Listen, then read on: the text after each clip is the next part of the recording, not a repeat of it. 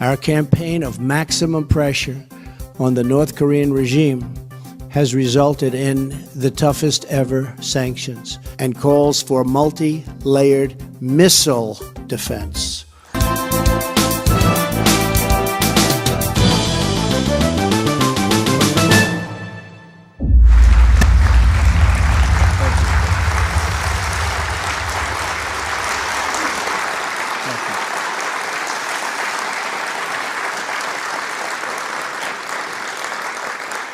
Thank you.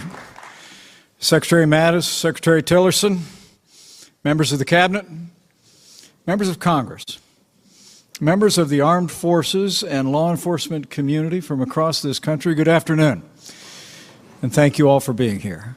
As President Donald Trump articulates his vision to put the national security of America first, North Korea is isolated as never before. It is now my high honor and distinct privilege to introduce to you the 45th President of the United States of America, President Donald Trump.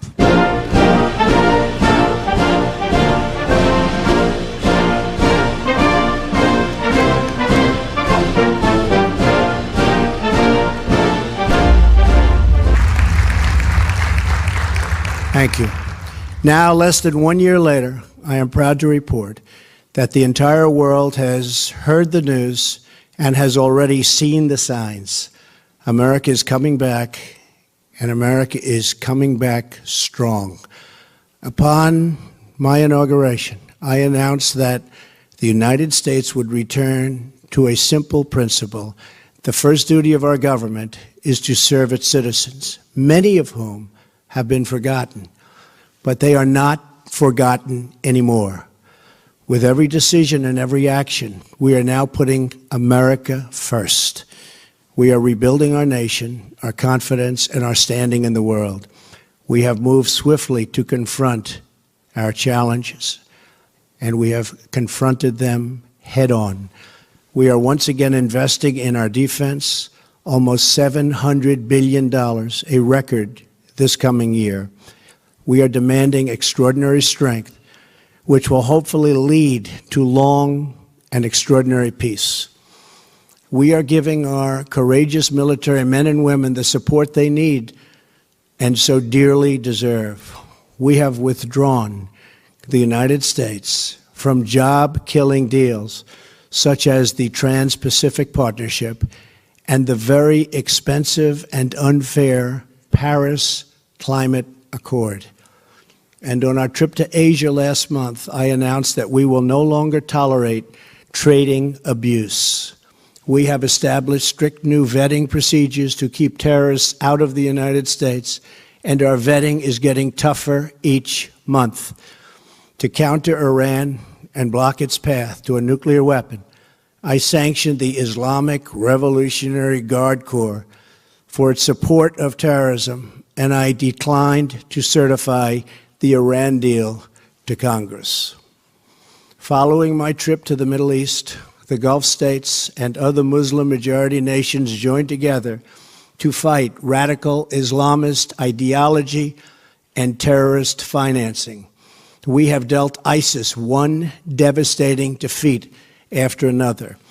The coalition to defeat ISIS has now recaptured almost 100% of the land once held by these terrorists in Iraq and in Syria. Great job. Great job. Really good.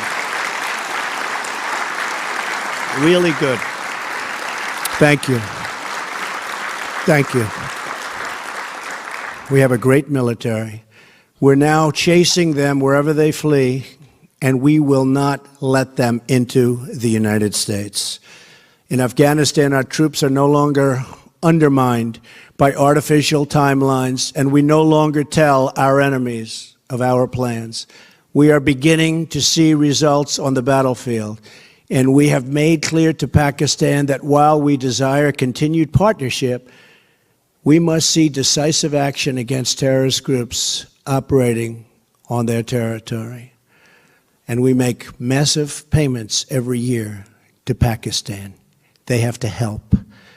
Our efforts to strengthen The NATO alliance set the stage for significant increases in member contributions, with tens of billions of dollars more pouring in, because I would not allow member states to be delinquent in the payment while we guarantee their safety and are willing to fight wars for them. We have made clear that countries that are immensely wealthy should reimburse the United States for the cost of defending them. This is a major departure from the past, but a fair and necessary one. Necessary for our country, necessary for our taxpayer, necessary for our own thought process. Our campaign of maximum pressure on the North Korean regime has resulted in the toughest ever sanctions. We have united our allies in an unprecedented effort to isolate North Korea. However, there is much more work to do. America and its allies will take all necessary steps to achieve a denuclearization and ensure that this regime cannot threaten the world.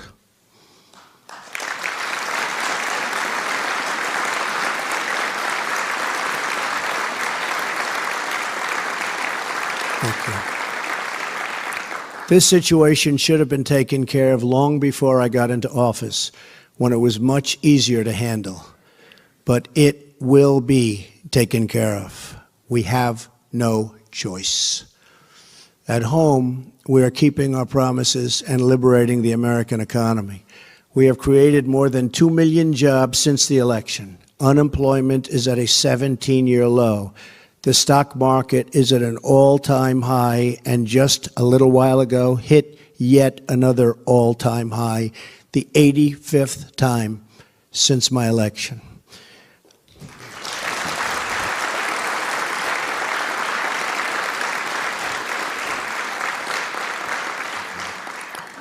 We have cut 22 regulations for every one new regulation, the most in the history of our country. We have unlocked America's vast energy resources. As the world watches, and the world is indeed watching, we are days away from passing historic tax cuts for American families and businesses. It will be the biggest tax cut and tax reform in the history of our country. Thank you. Thank you. Thank you.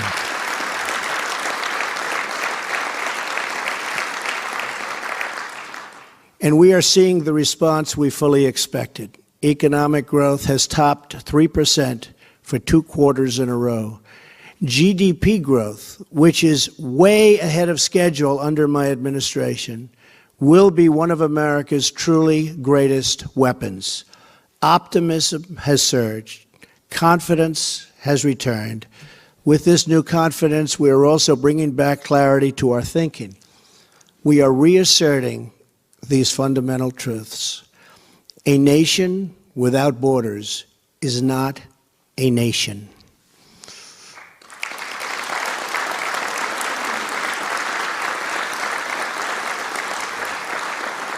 A nation that does not protect prosperity at home cannot protect its interests abroad.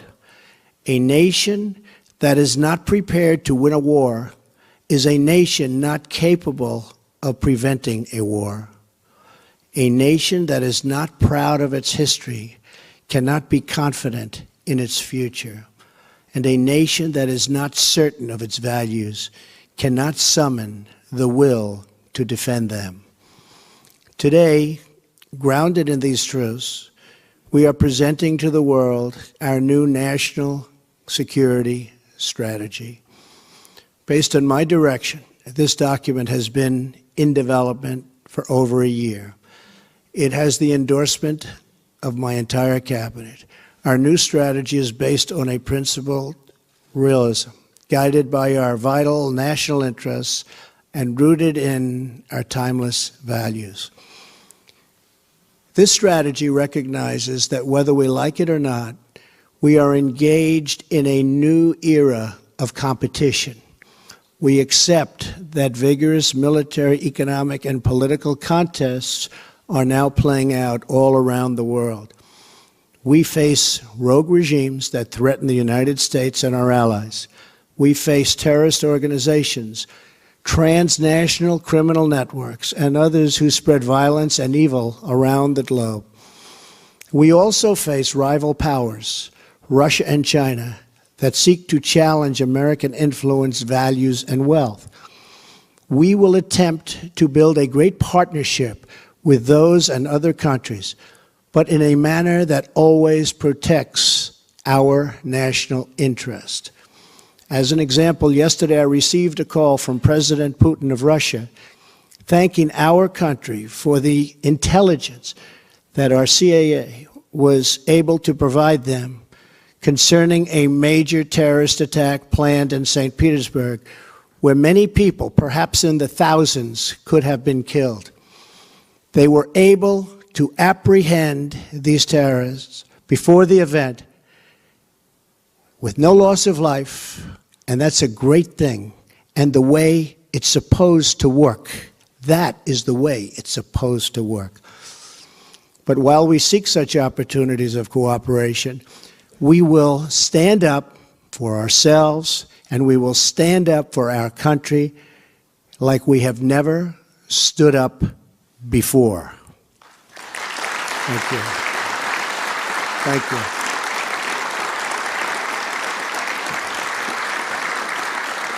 Thank you. We know that American success is not a foregone conclusion. It must be earned, and it must be won. Our rivals are tough. They're tenacious and committed to the long term, but so are we. To succeed, we must integrate every dimension of our national strength, and we must compete with every instrument of our national power. Under the Trump administration, America is gaining wealth, leading to enhanced power faster than anyone thought, with $6 trillion more in the stock market alone since the election. $6 trillion. With the strategy I am announcing today, we are declaring that America is in the game and America is going to win. Our strategy, thank you.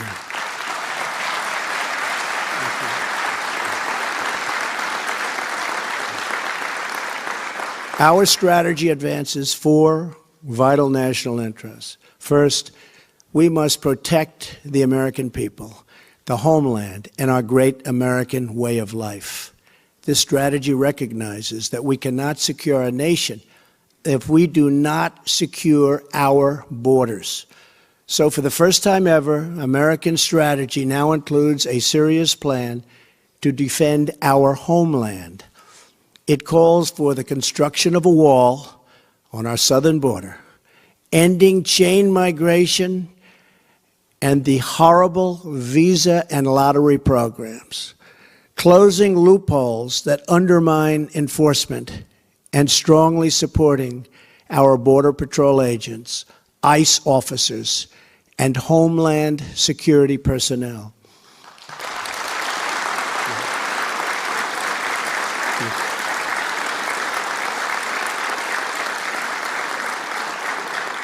In addition, our strategy calls for us to confront, discredit, and defeat radical Islamic terrorism and ideology, and to prevent it from spreading into the United States.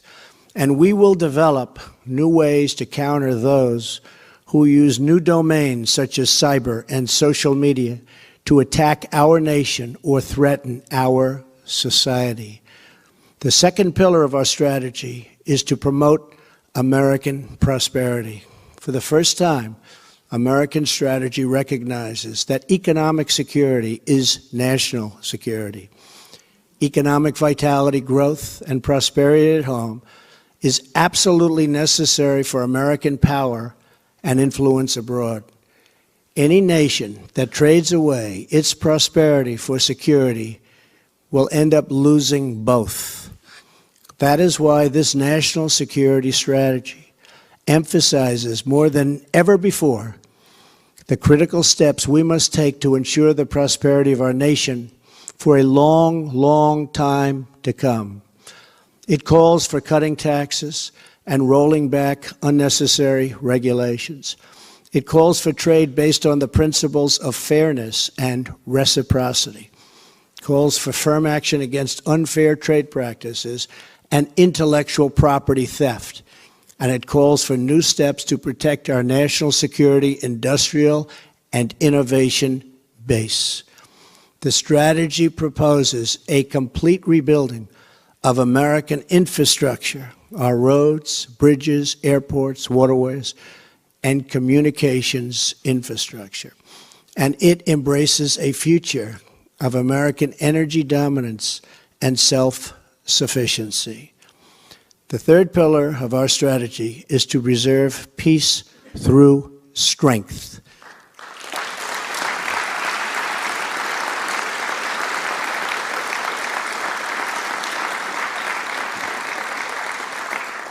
We recognize that weakness is the surest path to conflict, and unrivaled power is the most certain means of defense. For this reason, our strategy breaks from the damaging defense sequester. We're going to get rid of that.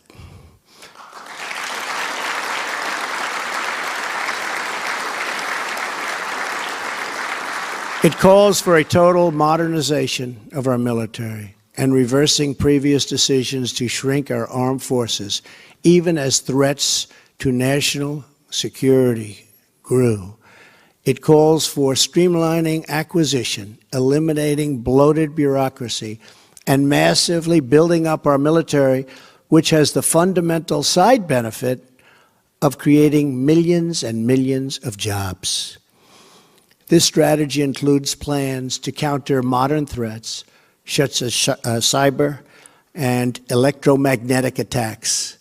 It recognizes space as a competitive domain and calls for multi-layered missile defense.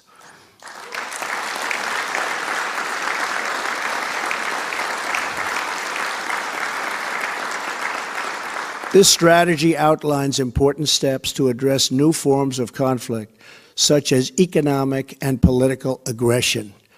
And our strategy emphasizes strengthening alliances to cope with these threats.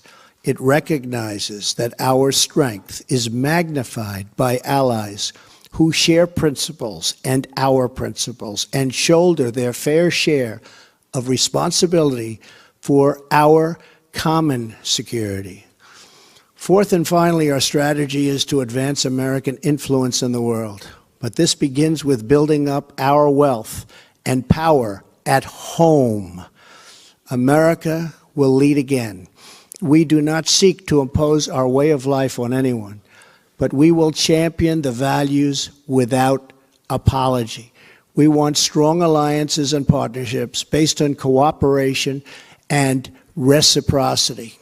We will make new partnerships with those who share our goals and make common interests into a common cause. We will not allow inflexible ideology to become an obsolete and obstacle to peace. We will pursue the vision we have carried around the world over this past year, a vision of strong, sovereign, and independent nations that respect their citizens and respect their neighbors. Nations that thrive in commerce and cooperation, rooted in their histories and branching out toward their destinies. That is the future we wish for this world, and that is the future we seek in America. Thank you.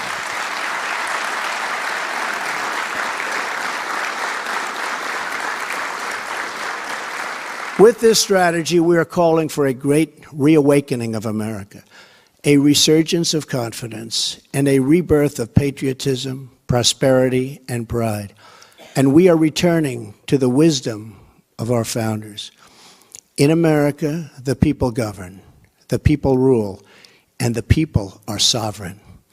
What we have built here in America is precious and unique. In all of history, never before has freedom reigned, the rule of law prevailed, and the people thrived as we have here for nearly 250 years. We must love and defend it. We must guard it with vigilance and spirit, and if necessary, like so many before us, with our very lives.